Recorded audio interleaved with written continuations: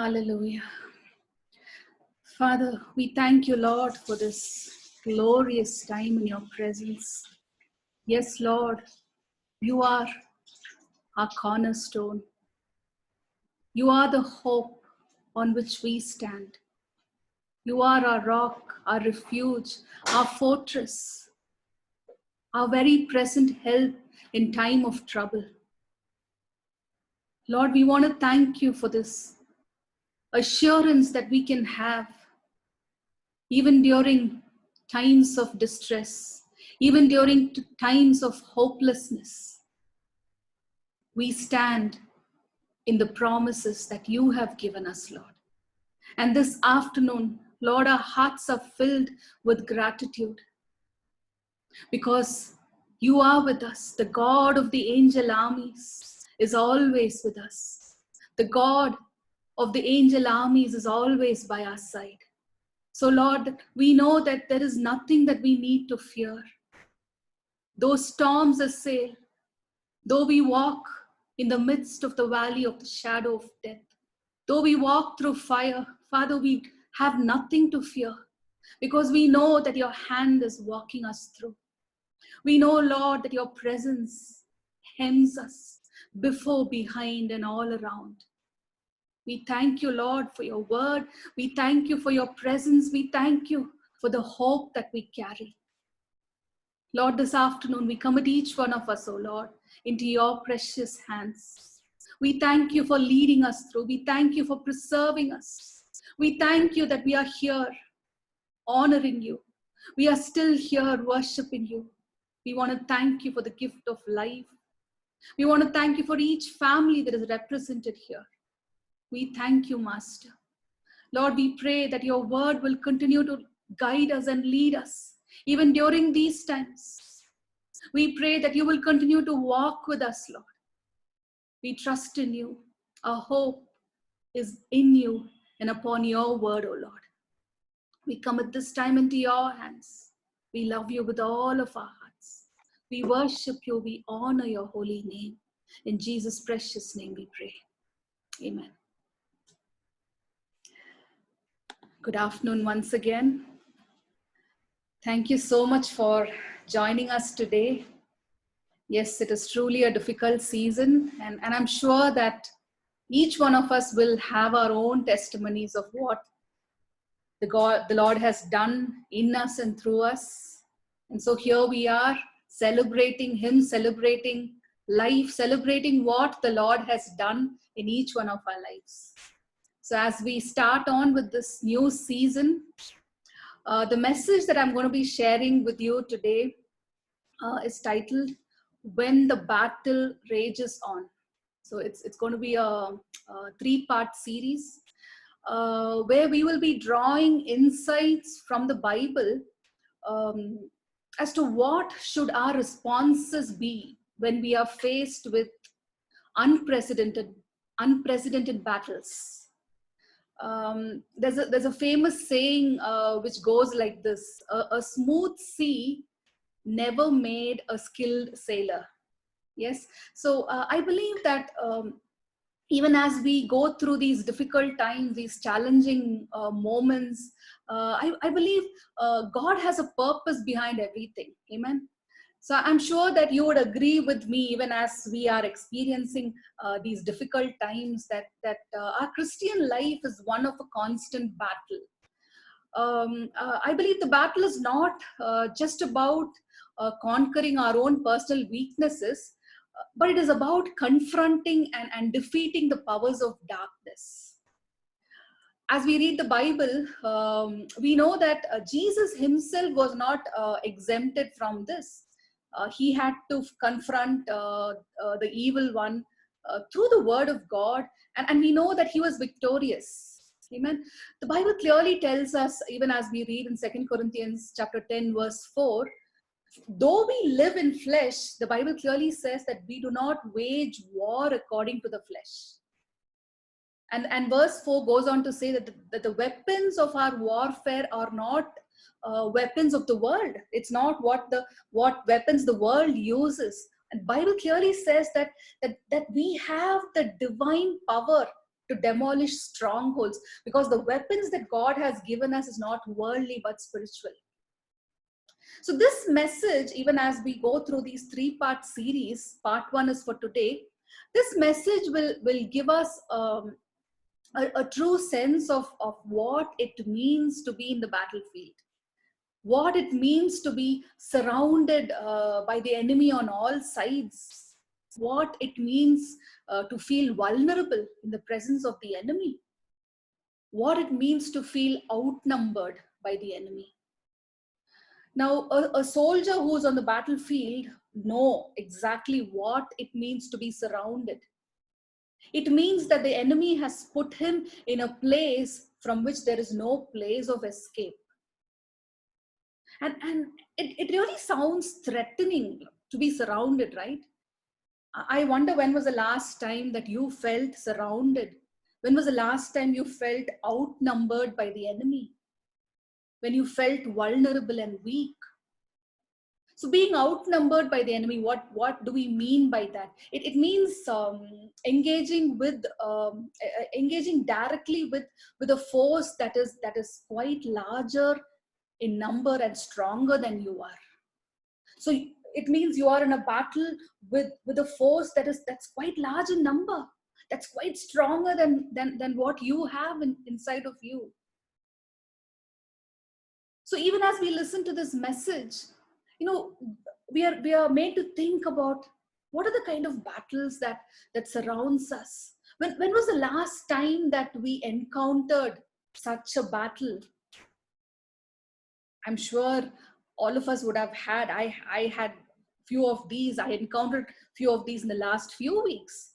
When was the last time we felt hemmed both in the front and at the back by the enemy?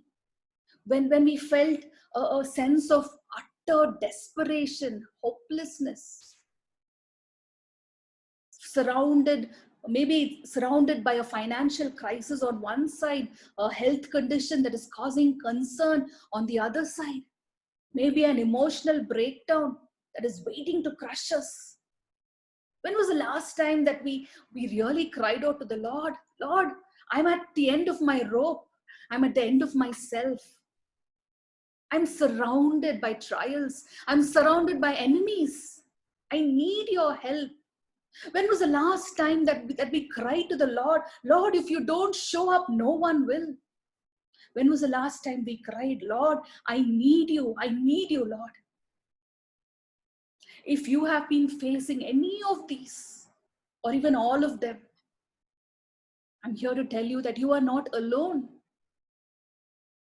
This season has not been easy for many of us, or maybe even all of us. And even now, as you're listening to this message, you may be experiencing loneliness, pain. You may be feeling exhausted. You may be feeling outnumbered. Maybe you're feeling suffocated and utterly helpless. Because of what you are encountering, the enemy is flinging his evil darts all around you. I'm here to tell you that you are not alone. Because the Bible is full of examples of people like you and me who have felt this way. We read about how the psalmist cries. In Psalm 29, verse 19, he cries, watch my enemies, Lord. They outnumber me. They hate me and they want to harm me. He cries in Psalm 40, verse 12, innumerable dangers surround me. They outnumber the hairs of my head. My strength fails within me. We read in Psalm 57 verse 4, my soul is among lions. I must lie among those who breathe forth fire. Even the sons of men whose teeth are spears and arrows, and their tongue a sharp sword. We read about the experiences of a man called Joseph, and we read that in Psalm 107 verse 17 and 18. Joseph was sold as a slave. We read about him. They bruised his feet with shackles. His neck was put in irons. Now we know that these were people whom we call stalwarts of faith. These were people who were commended for their faith walk with God. But as we read about their life in the Bible, we see, in spite of their faith, in spite of their walk with God, yet they were confronted by the enemy. Their lives looked like an open ground for the enemy's attack. But the truth is, they survived. The truth is that they succeeded, they won. So if they did, you too will. Amen. If they lived in spite of all that they encountered, I'm here to tell you that you will also live. Hallelujah. Amen. In the midst of the intimidations of the enemy, in the midst of all that surrounded him, we see the psalmist declare in Psalm 55 verse 18. This is what he declares. He will rescue me. He will protect me from those who attack me, even though they greatly outnumber me. Amen. Just like the way the psalmist declares, just like the way David declares, we can also declare today, my God will rescue me. My God will protect me from those who attack me. Amen. Now, moving on to the New Testament, we know what Paul endured. We know what Apostle Paul went through. But yet, this is what he describes in 2 Corinthians chapter 4, verse 8 to 11. He says, we are pressed on all sides by troubles, but we are not crushed. He says, we are perplexed, but not driven to despair. We are hunted down, but never abandoned by God. We get knocked down, but we are not destroyed. This is what he declares. So we could be pressed on every side by troubles, but the truth of the matter is we are not crushed. We could be perplexed, but we are not driven to despair. We could be hunted down by the enemy on all sides, but the truth is that we are never abandoned by God. You could be knocked down, but you are not destroyed. Amen. The same God who rescued and protected David is with us too. The same God of Paul is your God and my God. He is the same yesterday, today, and forever. And we can boldly declare, he will rescue, he will protect, he will not abandon me. Amen. Our God is a God of love. He's a God of compassion. And he's aware of what situations that you and I are going through. In moments when we find ourselves outnumbered by the enemy. In times when we find that the battle rages in the front and in the back. He encourages us not to be afraid. Now, this is what God speaks to us in Deuteronomy chapter 20, verse 1.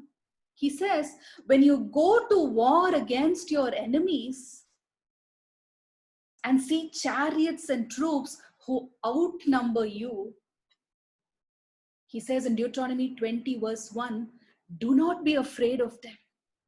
For the Lord your God who brought you out of the land of Egypt is with you.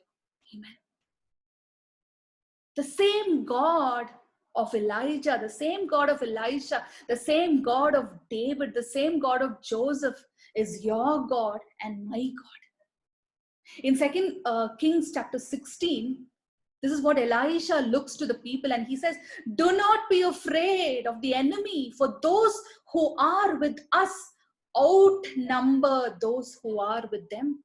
It might look that we are alone, but the God of the angel armies, we just sang that song. He is with us.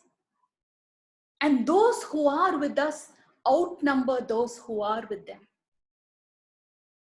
So today we are going to draw some insights from one such instance in the Bible.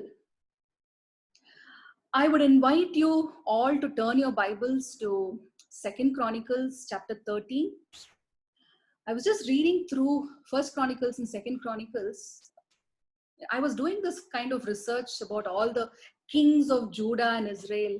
And as I was doing that, my heart was drawn towards this passage, about this king. And God began to speak to me a passage, a very unlikely passage about a very unlikely king like Abijah. His name is Abijah. So let's first read that, and then we will go on. 2 Chronicles chapter 13, verses 1 to 22.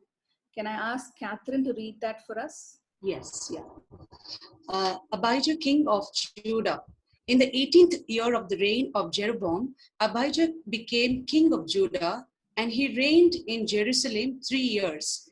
His mother's name was Maacah, a daughter of Uriel of Gibeah. There was war between Abijah and Jeroboam.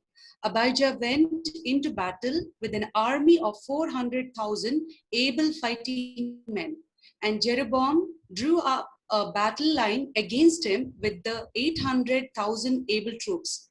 Abijah stood on Mount Zemaraim in the hill country of Ephraim and said, Jeroboam and all Israel, listen to me. Don't you know that the Lord, the God of Israel, has given the kingship of Israel to David and his descendants forever by a covenant of salt? Yet Jeroboam, son of Nebat, an official of Solomon, son of David, rebelled against his master. Some worthless scoundrels gathered around him and opposed Rehoboam, son of Solomon, when he was young and indecisive and not strong enough to resist them. And now you plan to resist the kingdom of the Lord, which is in the hands of David's descendants.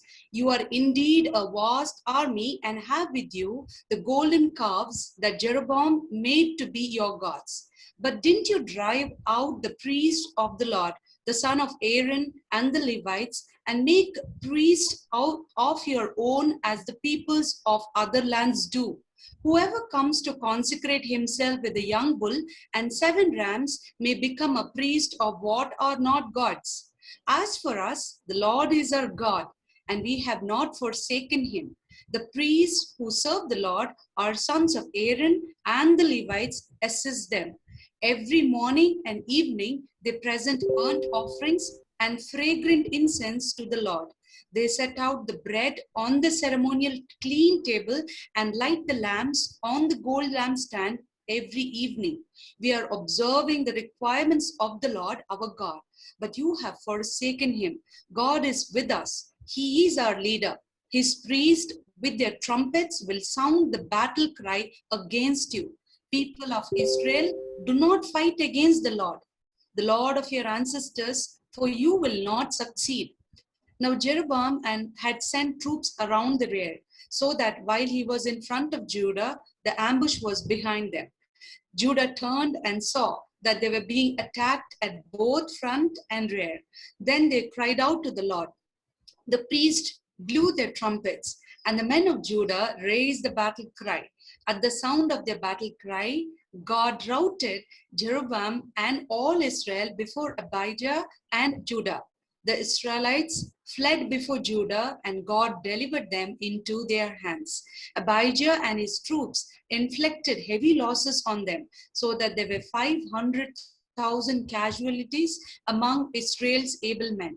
The Israelites were subdued on that occasion, and the people of Judah were victorious because they relied on the Lord, the God of their ancestors.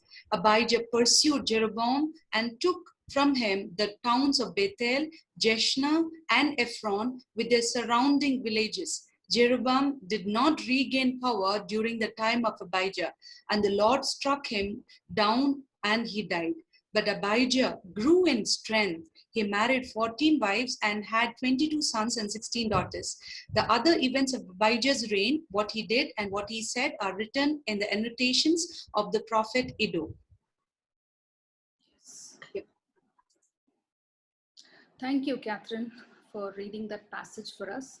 Yeah, so the story goes about saying how the united monarchy split into two, with Israel to the north and Judah in the south. So if we read about this king, King Abijah, we read a parallel account of him in 1 Kings chapter 15, and we get a much different picture of this king. We read that this king was did not do what was right in the sight of the Lord. we read in 1 Kings chapter 15 that he actually did what was evil in God's sight. He moved away, he turned away from the requirements that was required of kings. And as we read 1 Kings chapter 15, we read that this king was rather a wicked king. But why does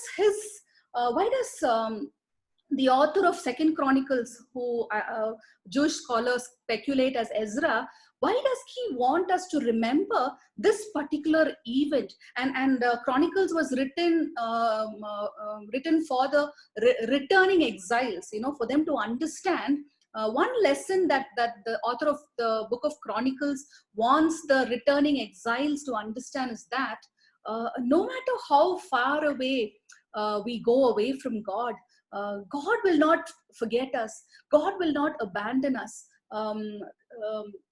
The author of Chronicles wants us to remember that there is always an invitation from God for us to return to a place where we can enjoy his favor, where we can enjoy his blessing. And God invites us to return to him back with repentance, trusting him fully, leaning on his word. So the writer of the Chronicles, the author of Chronicles, begins by telling this story about this king Abijah, starting from his 18th year. From the 18th year when Abijah began to reign, that's how he starts the story. So he talks about how Abijah's reliance upon God brought him victory even in the most dire circumstances. Sometimes we tend to think, okay, my life has not been one of good things. I haven't done too many good things. I have done many things that were displeasing in God's sight. You think God is going to answer my prayers? You think God is going to be pleased with what I'm going to do right now? But here we see that this so-called evil king who was not a very righteous man, his reliance, when he turned back to God, when he relied upon God, when he turned back to him with repentance, trusting him fully, God gave him victory even in the most difficult circumstances. So moving on to the story, Abijah. Now he's the grandson of King Solomon, or the great grandson of David. And now he is the king over the southern kingdom of Judah. So we saw that Israel was divided into north and south, and the southern kingdom was called Judah. So now Abijah is the king of the southern kingdom. And in this passage particularly, Jeroboam, the king of Israel, declares war against him. Yes, so that was the account that we read just now. Now, looking at the battle alone, now in this particular battle, where the king of Judah is going against a battle with Jeroboam, the king of Israel. Now we see that there are two odds that stood against King Abijah. There were two things that were very, very, very, very obviously odd, something that definitely King Abijah would never stand in that battle. So the two odds that stood against King Abijah and his men and the men of Judah, the first thing was that they were outnumbered by the enemy. Now, how do we know that? 2 Chronicles chapter 13 verse 3, we just read that Abijah set the battle in order with an army of valiant warriors, 400,000 choice men, while Jeroboam also drew up in battle formation against him with 800,000 choice men, mighty men of valor. So here we see 400,000 men of Judah against 800,000 men of Jeroboam. So here we see how Judah is being outnumbered by the northern tribes. Judah is outnumbered 2-1. Not a good number, right? Not a good number when you're fighting a battle. 2-1. So sometimes we feel that. Have you ever felt outnumbered like this, that you're up against a force that is definitely stronger and appears more valiant than yourself? There was King Abijah, who felt outnumbered. The second odd that stood against him, the first thing that was that they were outnumbered by the enemy. Second thing, There was a battle that was raging in the front, and there was an ambush behind. There was something happening in front. They had to deal with the battle in the front, but there was something cooking up behind. There was an ambush from behind. So what is an ambush? Ambush is a surprise attack by the enemy lying in wait in a concealed position. So you have no idea at what time, when the enemy is going to attack you. So 2 Chronicles 13 verse 13 says, now Jeroboam had sent troops around to the rear, so that while he was in front of Judah, the ambush was behind them. So there was war both in the front as well as behind. Many times that's exactly what we feel, right? While we are dealing with something, while we are dealing with maybe a financial setback in the front, we see something else starting up from behind, like a sickness, a heartbreak, an emotional turmoil, or something else. Many times we are being unpleasantly surprised and surrounded by such trials, by such challenges on all sides, one after the other. And this is exactly how Abijah and his men felt. I'm sure you are able to feel the emotion now. But even as we read through this passage, we begin to understand that even though Abijah feels intimidated, Abijah fully understands the way God operates. So what does he do? He quickly gives his men a pre-war prescription. A pre-war prescription, something that you need to do before you actually go into the battlefield. So when the enemy surrounds us on all sides, when we feel we are surrounded by challenges, when we feel that the battle is raging all around you, God is telling us that is not the time for you to retreat from the battle. It is time for you to advance forward. It is time for you to advance boldly. This is exactly what God even told King Hezekiah. All of us are familiar with that passage, 2 Chronicles chapter 32 verse 7 and 8. This is what God spoke to Hezekiah. He said, be strong, courageous, do not be afraid or dismayed when the king of Assyria comes before you. He says, with him is the arm of flesh, but with us is the arm of our God. And he is here to help us fight our battles. Amen. So what was the pre-war prescription? Now, when you go to the doctor gives you a prescription for your sickness. Now, before you go to battle, there is a pre-war prescription, and that's what King Abijah gives to his people, because they are intimidated. Because the very number is intimidating. 2:1. So here we see, starting from verse 4, Abijah stands up on Mount Zemaraim, which is between Israel and Judah. And he begins to give these pre-war prescription. Basically, these pre-war prescription is what God commanded the priest to give to his people when they were facing an army. We read this verse earlier, Deuteronomy chapter 20 verse 1. We read that earlier. When you go out to the war against your enemies and you see horses and chariots and an army that is larger than your own, let not your heart faint. Do not be afraid. Do not panic. Do not be in dread of them, because the Lord your God, he is the one who goes with you to fight the battles for you against your enemies, to give you victory. So this was something that God had commanded the priests to give to his people while they were facing a battle. And so this pre-war prescription is something that is similar to what we have already read in Deuteronomy 21. And we see that King Abijah gives his men a prescription. So before we go into the details of that prescription, one thing we begin to understand even as we read through these, even as we begin to understand what we are going through, that in the midst of all that is happening around us today, in the midst of all that we hear happening around us today, one thing is certain, one thing is very, very certain, that we are out in a battle against a seemingly strong but yet unseen enemy. Yes, I'm sure you will agree with me that even today, our life looks like a battle. We are in a battle every day against a seemingly strong. He may not be actually strong, but he seems strong and he's an unseen enemy.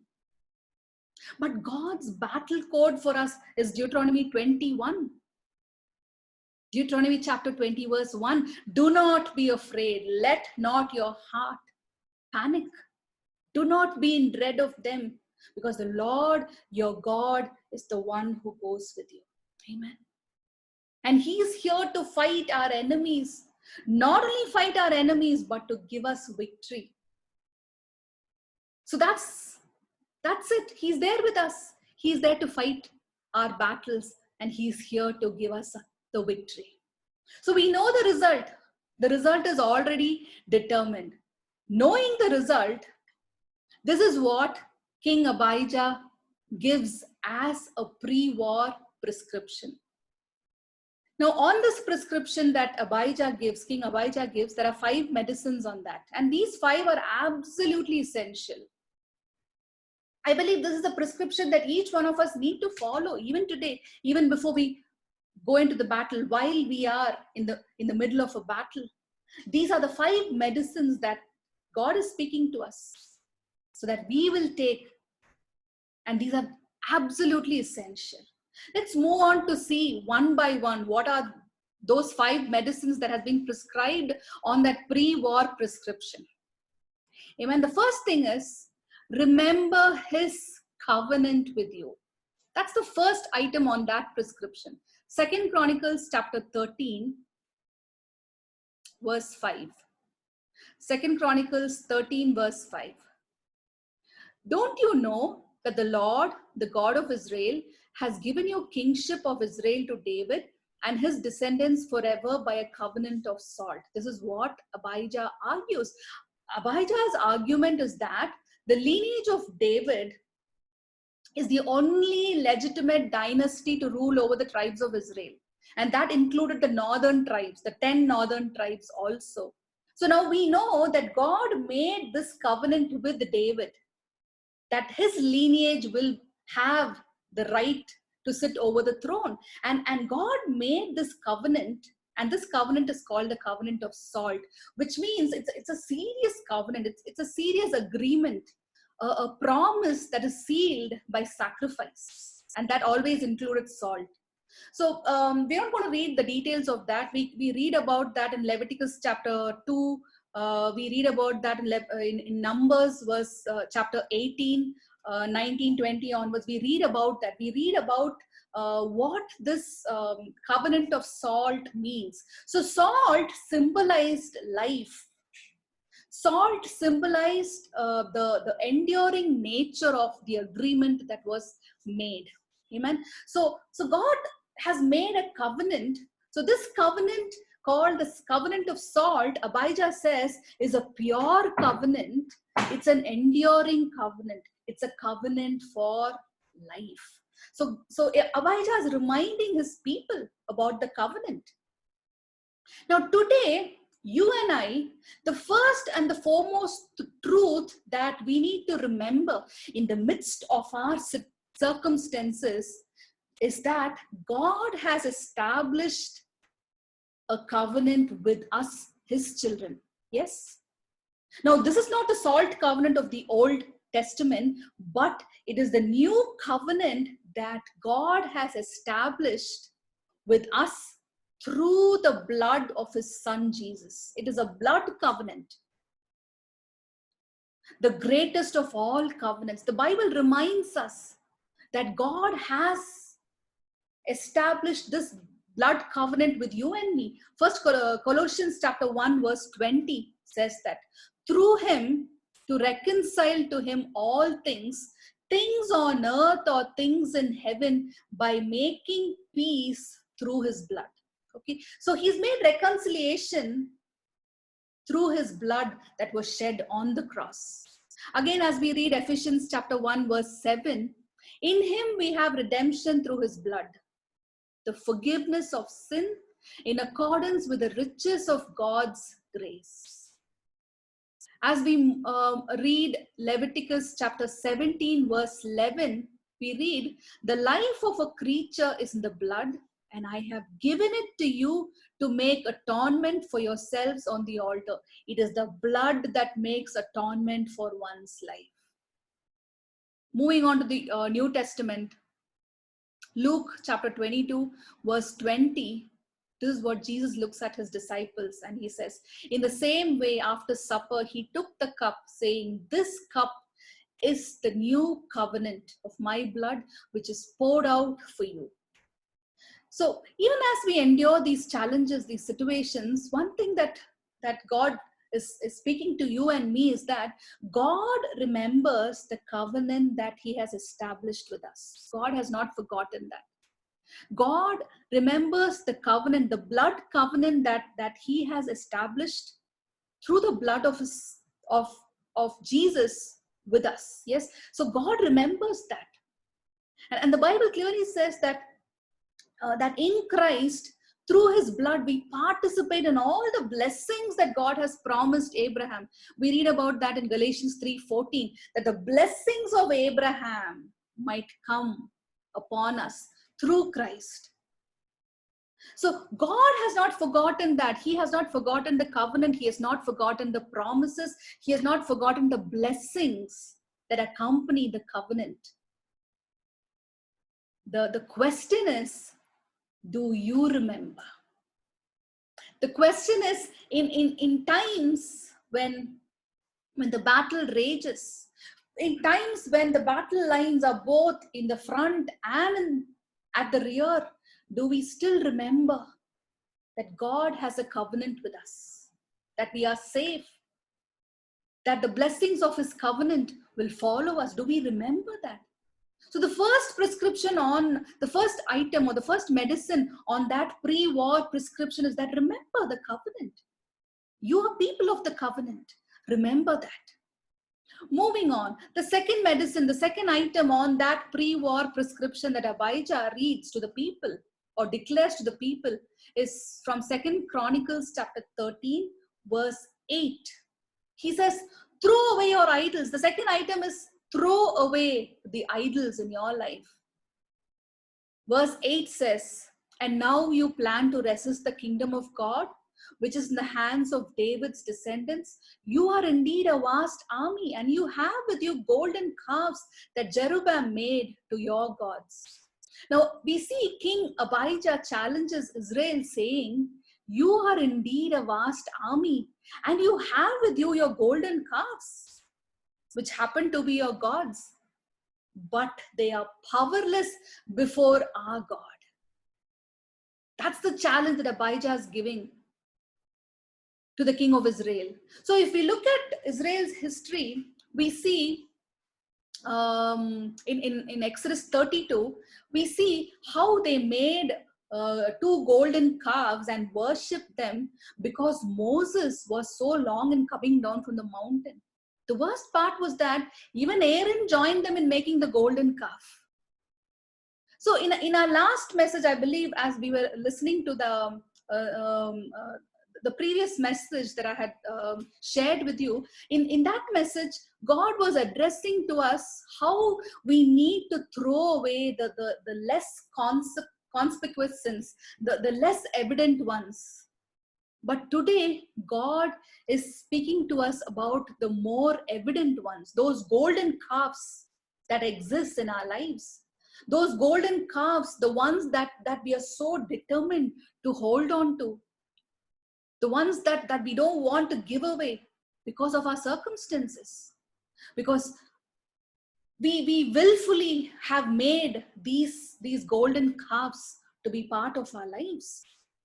Like those lies, those excuses, that rage, those selfishness, that jealousy, That thought where we say, if I don't lie, I cannot get this job. If I don't cheat, I cannot climb the ladder of success.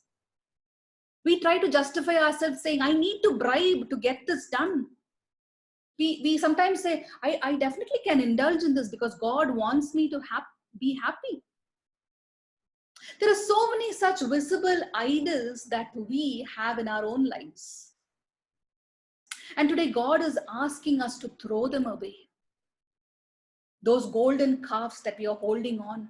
In Hosea chapter 8, we read God speaking to his people, throw away your idols, O Samaria, my anger burns against you. How long will you be incapable of purity?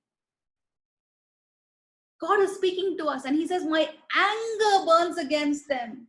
Throw away your idols, throw away your golden calves. That's the second item on that pre-war prescription. Throw away your golden calves. Third, declare the Lord is our God. I believe this is one of the most powerful pre-war declaration that prepares us not for war, but for victory. Amen. Verse 10, 2 Chronicles chapter 13, verse 10. As for us, the Lord is our God, and we have not forsaken him. So the battle lines are both in the front and in the rear. We see the enemy at work before us and behind us. It might seem impossible, and the enemy might shut us from all sides, trying to prevent reinforcements from reaching us. But the truth of the matter is that no earthly power can ever shut off divine resources from above. The way upwards is always kept clear. Amen. The Bible clearly says, the Lord, the great I am, the creator of heaven and earth, he is our God. And if God is for us, who can be against us? Amen. Psalm 100 verse 3, we read, the Lord, know that the Lord, God himself, he is God. It is he who has made us, not we ourselves. We are his people, the people of his pasture. Amen.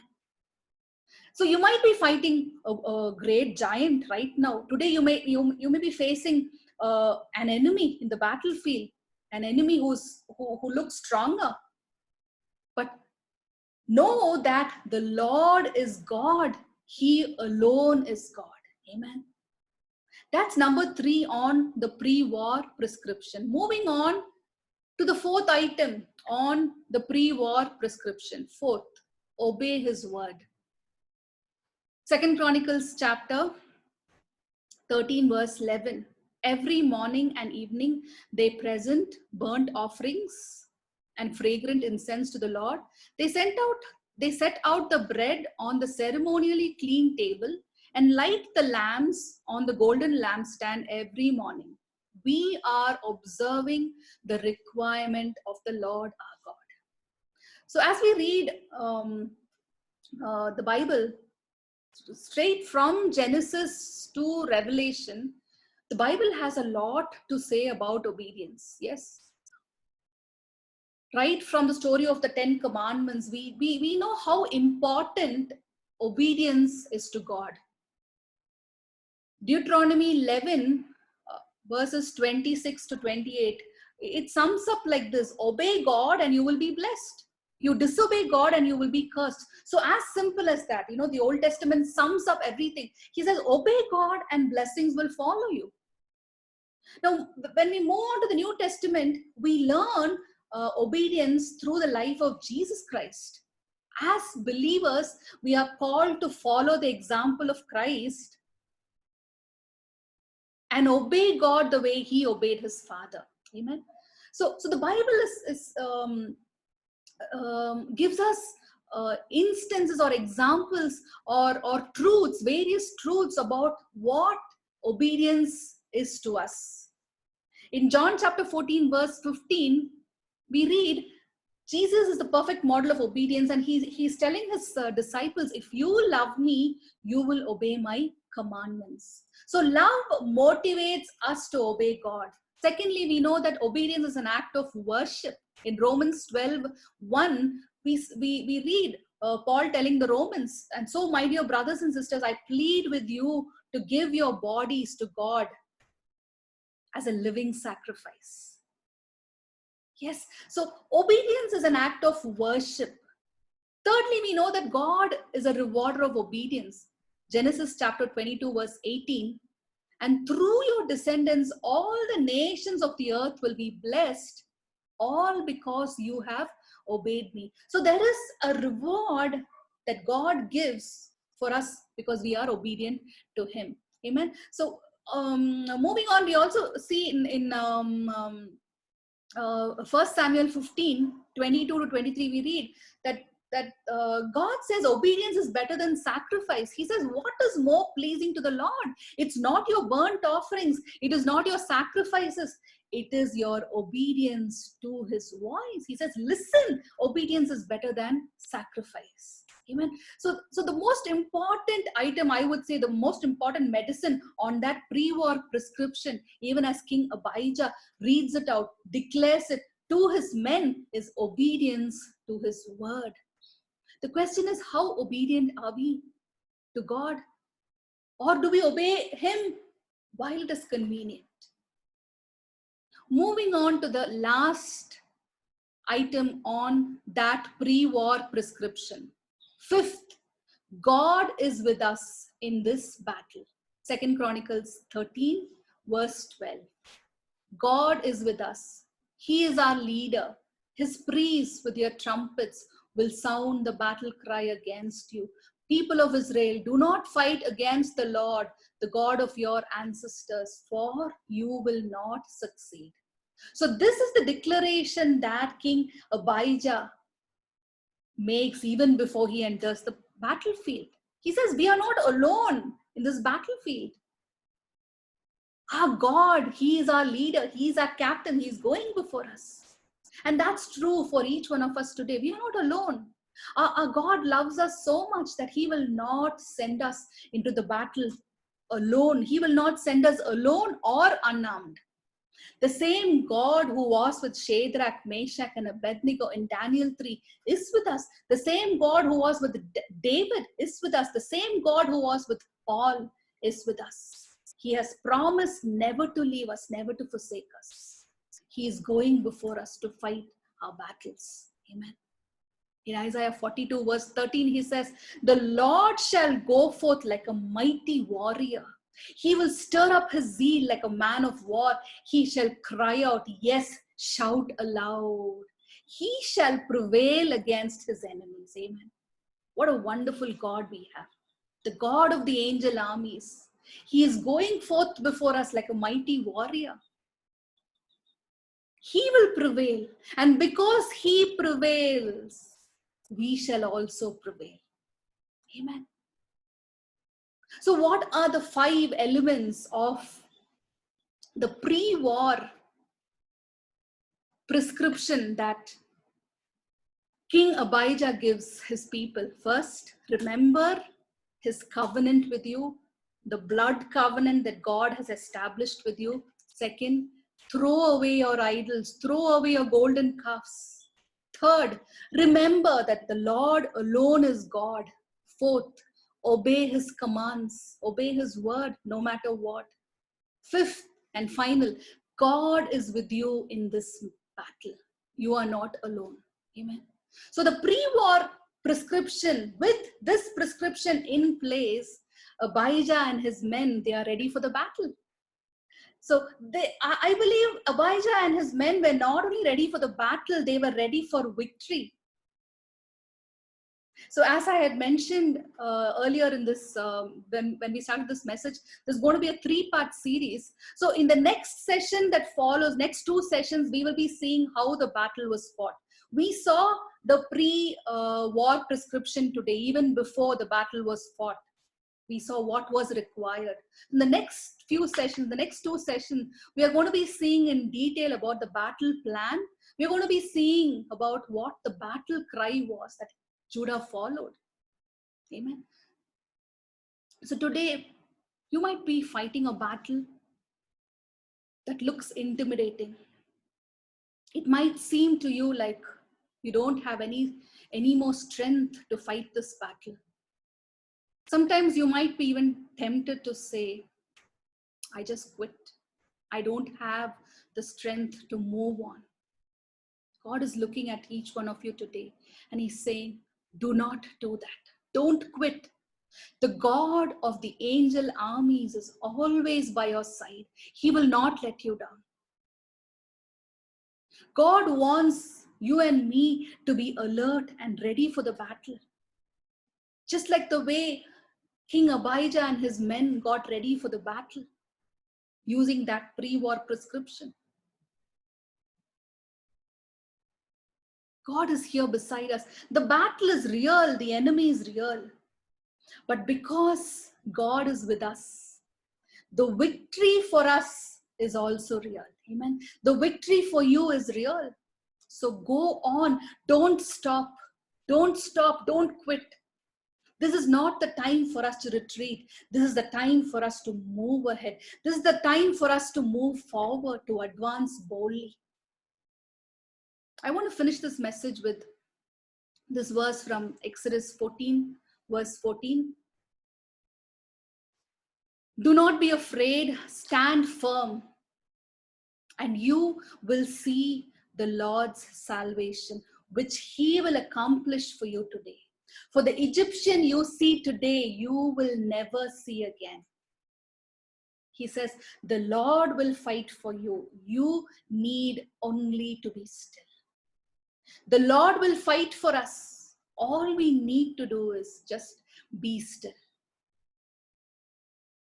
Let's pray. Father, in the name of Jesus, we come into your presence this afternoon. Yes, Lord, it's true that there is a battle. It is true that there is an enemy who's coming against us. It is true that this battle looks intimidating. But Lord, even as your word says, we are not alone in this battle. Even as your word says, Lord, you are fighting with us. You are fighting for us, Lord. And even as your word says, you will prevail over the enemies and the victory is yours. And because the victory is always yours, we are also victorious. So Father, we want to thank you, Lord. We want to thank you for every battle, because every battle takes us to a greater victory. We want to thank you, Lord, for the promises that you are giving us. We want to thank you, Lord, for strength that fills us. Lord, at this time, even as some of us here might be feeling the heat of the battle, Lord, we pray that divine strength will arise. We pray, Father, that every intimidating spirit will leave us in the name of Jesus. We pray, Father, that hope will arise. We pray, Father, that strength will arise. We pray, Lord, that in the midst of the confusion, in the midst of the hopelessness, your presence will lift us up, Lord. We want to thank you for every answered prayer. We want to thank you for every miracle that is on the way. We want to thank you for every breakthrough that we are going to be seeing in the coming days.